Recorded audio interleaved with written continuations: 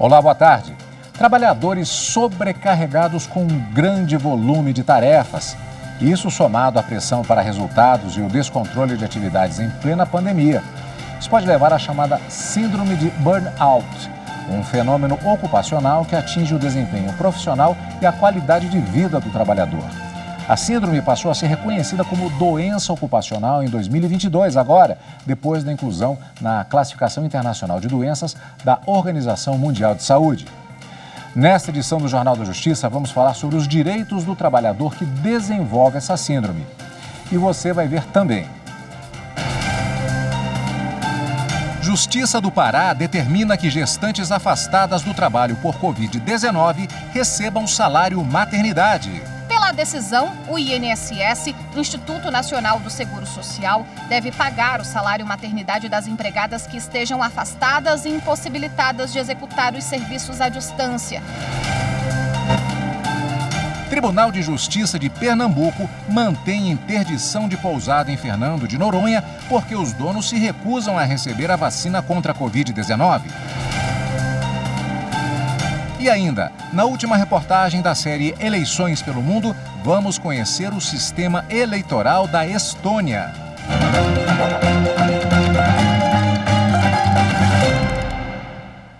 A segunda Vara Federal Cível da Seção Judiciária do Pará determinou que gestantes afastadas do trabalho pela pandemia da Covid-19 recebam salário maternidade. A mesma decisão foi tomada em 4 processos diferentes. Pela decisão, o INSS, Instituto Nacional do Seguro Social, deve pagar o salário maternidade das empregadas que estejam afastadas e impossibilitadas de executar os serviços à distância, enquanto durar a emergência em saúde pública por causa da pandemia da Covid-19. Essas trabalhadoras estão amparadas por lei aprovada no ano passado, que garante o afastamento de grávidas do trabalho presencial durante a crise sanitária. A determinação judicial também autorizou a compensação dos valores já gastos pelas empresas com as trabalhadoras com o pagamento de contribuições previdenciárias. A juíza que analisou o caso argumentou que a legislação de amparo às gestantes é omissa quanto à hipótese em que o trabalho remoto não é possível pelas atribuições da função desempenhada por elas. A magistrada lembrou que a CLT garante o pagamento do salário maternidade quando a grávida ou lactante não puder exercer a função em local salubre na empresa. Por isso, entendeu que a aplicação da lei, por analogia, é coerente neste caso, já que a pandemia da Covid-19 tornou o ambiente de trabalho inseguro para essas trabalhadoras. O Tribunal de Justiça de Pernambuco manteve a interdição de uma pousada em Fernando de Noronha. Os donos se recusam a receber a vacina contra a Covid-19, contrariando as regras aplicadas para quem mora ou visita a ilha. 4 sócios de uma pousada em Fernando de Noronha, em Pernambuco, são os únicos moradores da ilha que não se vacinaram e se recusam a tomar a vacina contra a Covid-19. Alegam que uma das mulheres é hipertensa e a outra está grávida. A Agência Pernambucana de Vigilância Sanitária interditou o local por risco sanitário. Ressaltou que a vacinação é indicada tanto para gestante quanto para pessoa hipertensa, que faz parte do grupo de risco para o vírus. Os sócios da pousada que não querem se vacinar recorreram, mas não conseguiram reverter a interdição. A Justiça levou em conta o entendimento do Supremo Tribunal Federal. Para o STF, a obrigatoriedade da vacina não viola a liberdade de consciência dos pais e da família. Além disso, os 4 sócios não podem ter tratamento diferenciado, uma vez que a ilha mantém um controle rigoroso para evitar contaminação no local. As associações de síndrome de Down questionam no Supremo decretos que alteram eleições e composição do CONAD, o Conselho Nacional dos Direitos da Pessoa com Deficiência. Os detalhes com a consultora jurídica da TV Justiça, Gisele Reis. A Federação Brasileira das Associações de Síndrome de Down está preocupada com o formato das eleições e com as regras da composição do Conselho Nacional dos Direitos da Pessoa com Deficiência, que foram definidos por decretos de 2019 e 2020. No STF, a entidade argumenta que as novas regras que disciplinam o funcionamento do CONAD frustram a participação das entidades da sociedade civil na formulação de políticas públicas em favor das pessoas com deficiência. Uma das mudanças é que os representantes dessas entidades passam a ser selecionados por edital e não mais são eleitos como ocorria anteriormente. A federação argumenta que essa formatação coloca em dúvida a seriedade da seleção e fere gravemente a democracia participativa. A federação defende eleições livres para a composição do novo mandato do CONAD e pede que o Supremo suspenda imediatamente os novos decretos e determine a realização de novo edital, respeitando as decisões anteriores do CONAD. O vice-presidente do Superior Tribunal de Justiça negou o pedido de suspensão da pena de ex-deputado condenado por desvios na Assembleia Legislativa do Amapá. O ministro Jorge Mussi, no exercício da presidência, indeferiu a liminar pleiteada pelo ex-deputado estadual Jorge Evaldo Edinho Duarte Pinheiro, do Amapá, para suspender o início da execução das penas que lhe foram impostas em uma das ações penais decorrentes da Operação Eclésia, pela prática dos crimes de peculato e dispensa indevida de licitação. Nesse processo, ele foi condenado a 9 anos de reclusão em regime inicial fechado e 4 anos e 5 meses de detenção em regime semiaberto, além da perda do mandato. Réu em mais de 20 ações penais, com 3 condenações proferidas até o momento, o ex-parlamentar é acusado de comandar um esquema criminoso que teria desviado um total estimado em 56 milhões de reais de recursos públicos da Assembleia Legislativa do Amapá por meio de contratos sem licitação firmados em 2011 para prestação de serviços como locação de veículos e consultoria contábil. Na decisão, o ministro Jorge Mussi entendeu que não há flagrante ilegalidade que autorize a concessão urgente do pedido de suspensão do processo contra o ex-deputado amapaense.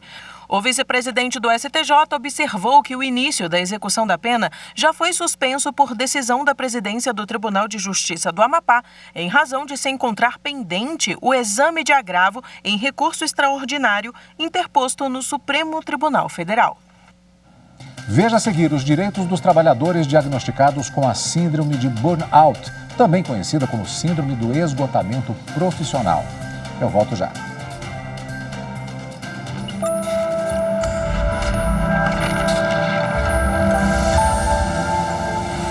A Constituição, lei máxima de uma nação, é o pilar de organização política e social do nosso país, pois estabelece o funcionamento do governo e também os limites da sua atuação, definindo ainda direitos e deveres dos cidadãos.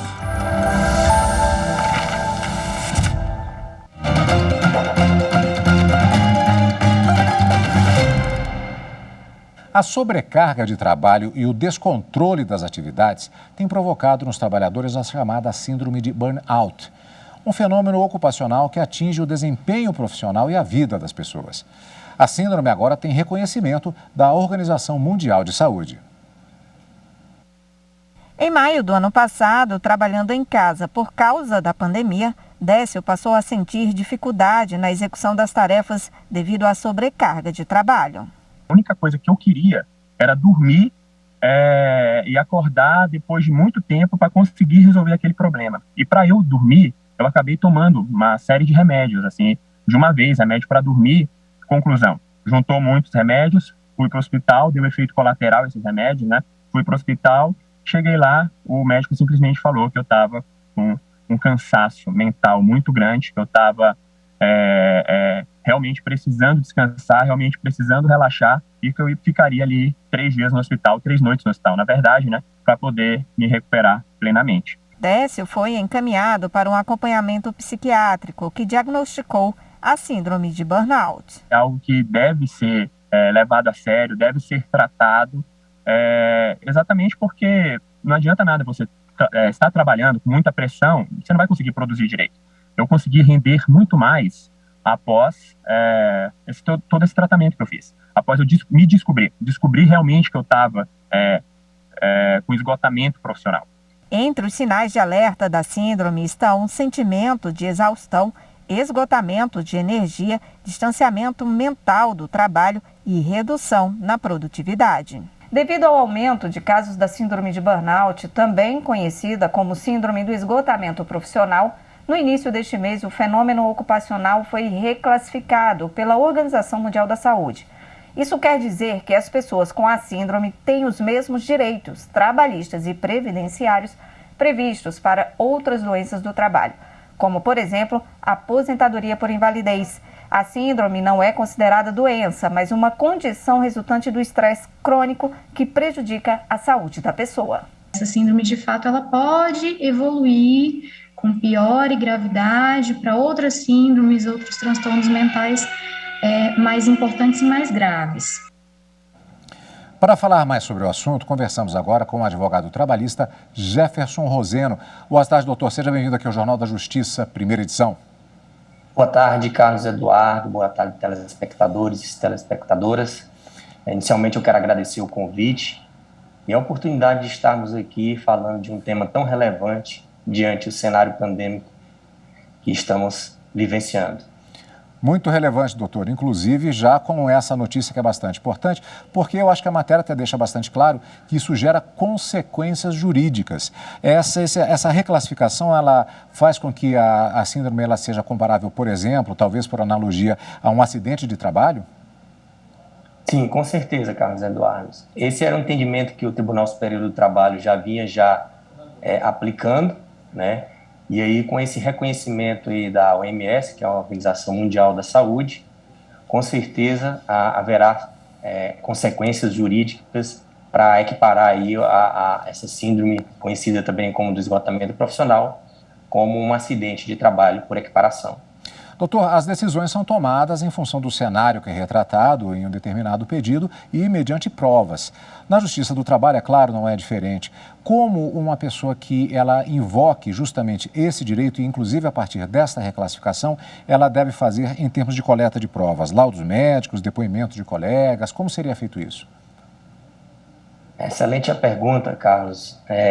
O que acontece? De fato, a prova preponderante aí, em se tratando dessa síndrome, da prova dessa síndrome, é o laudo médico, né, circunstanciado aí num perito nomeado pelo juízo competente para apreciar a ação judicial, que vai elucidar a existência ou não dessa síndrome. É óbvio que existe outros meios de provas, né, através de prova oral, as testemunhas, que vai aí corroborar a questão de uma jornada exaustiva, de uma cobrança abusiva, de metas, enfim, e de forma que possa elucidar a situação de forma clara. Que direitos tem o trabalhador mediante essa situação?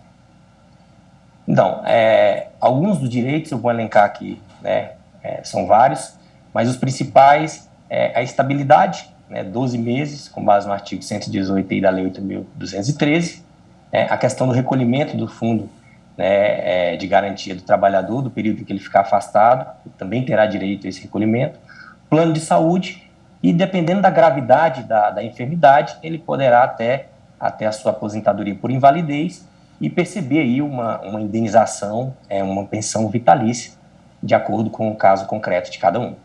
Como é que fica agora a situação do empregador? Ele tem que tomar determinados cuidados? Aquela comunicação de acidente de trabalho, ela passa a ser utilizada também? Há alguma diferença nesse sentido com relação especificamente a síndrome de burnout? Com a equiparação, Carlos Eduardo, obrigatoriamente as empresas terão que fazer a CAT, né, que é a comunicação de acidente do trabalho, para o órgão competente responsável. O código vai ter que ser utilizado, enfim. Então, vai ter que ser feito, observado isso daí, de forma para enquadrar, inclusive, já o empregado nessa situação de um auxílio diferente de um auxílio-doença, que é o auxílio acidente de trabalho, que é no Código B94. Isso também se reflete nas relações de trabalho no dia a dia. O RH já tem que tomar um cuidado maior, verificar como é que está a situação daquele trabalhador e, havendo indícios e de iniciativa própria, tomar providências para evitar que isso aconteça? Sim. As empresas hoje, com essa pandemia, já têm implantado, né, ginásticas laborais, equipes multidisciplinares, né, com psicólogos, psiquiatras, assistente social, de forma a tentar inibir esse tipo de avanço dessa síndrome no ambiente de trabalho. Então, com certeza, as empresas têm que estar se readequando, quem não estiver, através de um compliance, através de um sistema de ouvidoria, né, que possa dar o feedback para as empresas implantar esse tipo de serviço, esse tipo de trabalho dentro da empresa. Doutor, muito obrigado pelos esclarecimentos. Vamos continuar acompanhando a questão. Obrigado pela participação. Eu que agradeço. Uma boa tarde a todos. Boa tarde. E veja a seguir na reportagem de hoje da série Eleições pelo Mundo, vamos conhecer como é realizado o pleito eleitoral na Estônia, em instantes.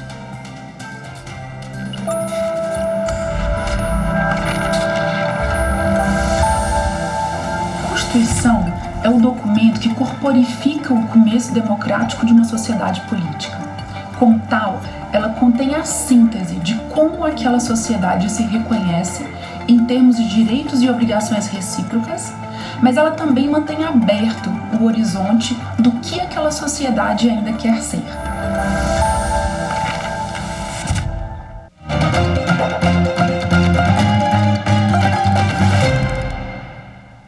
Na retrospectiva do Supremo Tribunal Federal de 2021, você vai ver que a Corte confirmou a validade do Marco do Saneamento Básico. A nova lei prevê a universalização dos serviços até 2033.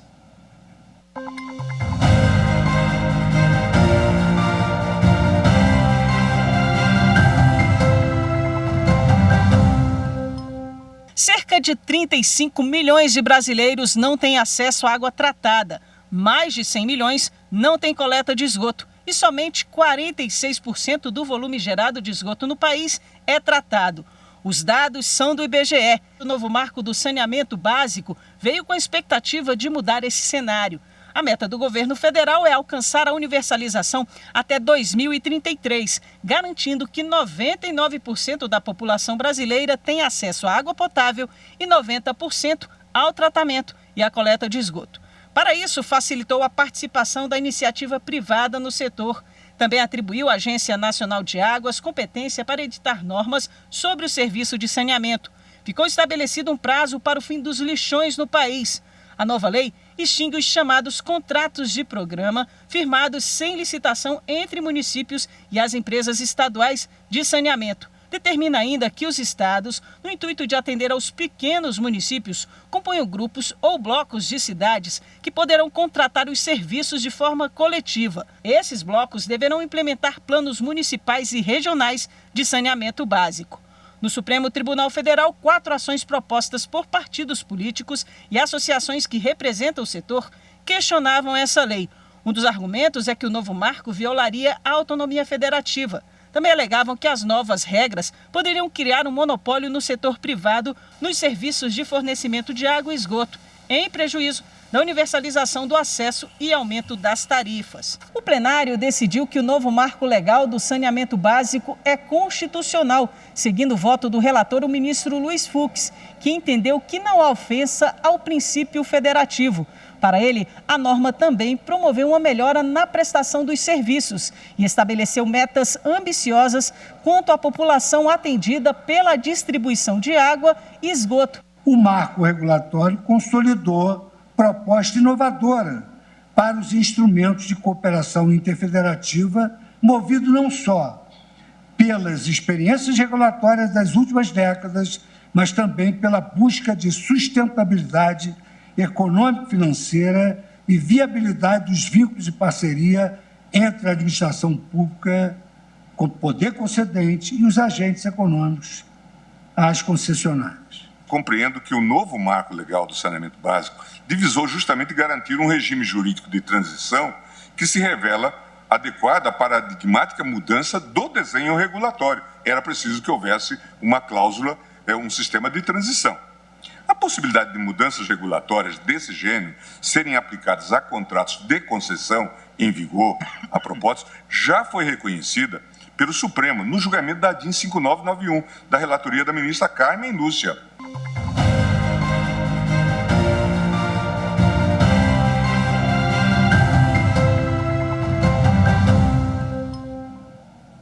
Na 9ª e última reportagem da série Eleições pelo Mundo, vamos conhecer a Estônia. o país é o único no mundo em que qualquer eleitor pode votar online.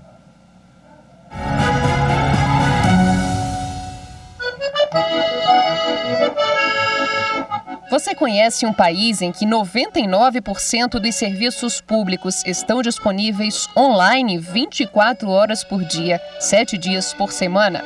Na Estônia, é assim. Independente desde 1991, é um pequeno país do norte da Europa.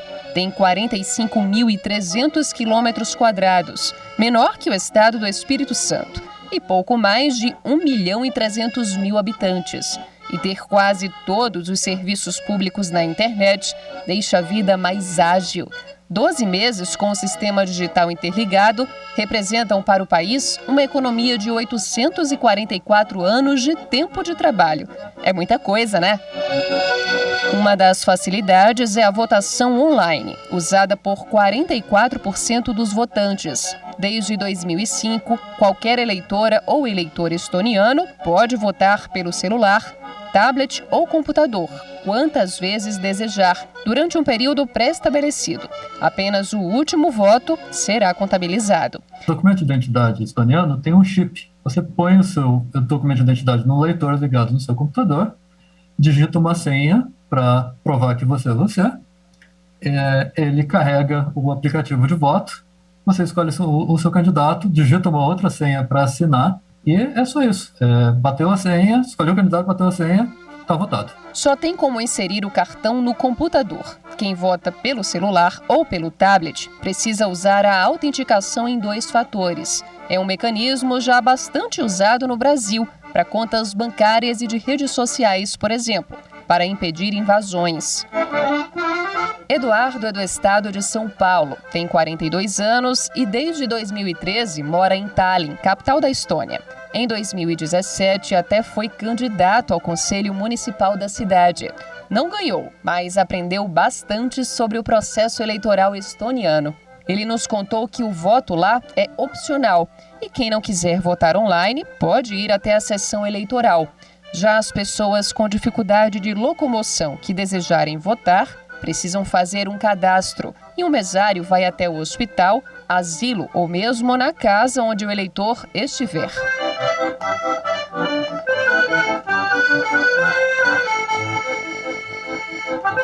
Tem um mesário até a sua casa, com uma urna móvel, ele te dá uma cédula, você vota, dobra, coloca dentro da urna e eles vão embora. Este geógrafo diz que a Estônia é um país peculiar e isso se reflete na forma de votar. A Estônia ter chegado nesse sistema eleitoral tão tecnológico não foi do dia para a noite. É algo que vem sendo estudado há muito tempo. O processo eleitoral online é uma consequência de serviços públicos que já funcionam nesse formato online, que já funcionam pela internet. E será que outros países conseguiriam seguir o exemplo eleitoral estoniano? Existe a Estônia digital, a Estônia moderna, com e-cidadania, e-voto, tudo digital, tudo eletrônico. E existe a Estônia tradicional, a Estônia que vive do campo, a Estônia que não mora na capital, a Estônia que preserva a floresta, que preserva as tradições culturais estonianas.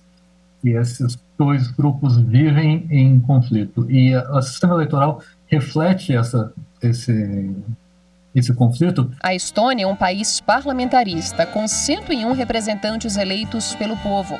Eles compõem o poder legislativo.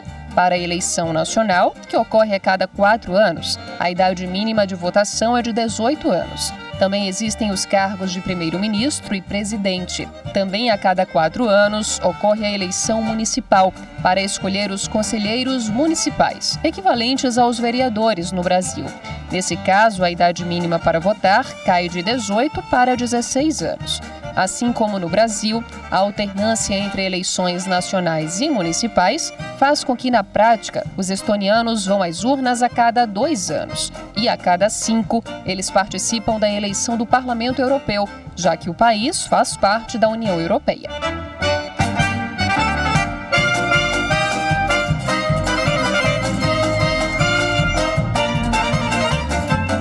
Portugal, Moçambique, Chile, Estados Unidos, Panamá, Índia, Austrália e Estônia.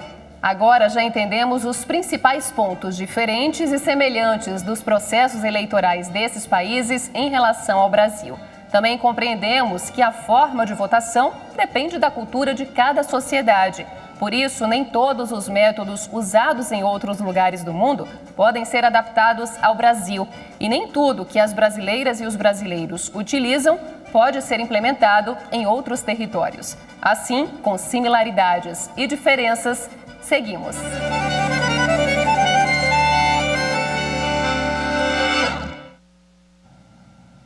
E o Jornal da Justiça fica por aqui. Obrigado pela companhia, uma ótima tarde e até amanhã. Tchau!